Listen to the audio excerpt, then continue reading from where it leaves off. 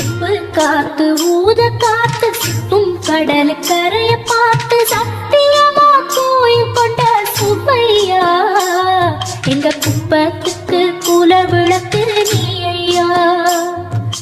வாட காத்து வீச பார்த்து அலையை எடுத்து வலைய போட்டு மீன் பிடிக்கும் தொழில் நடக்குது முத்தையா.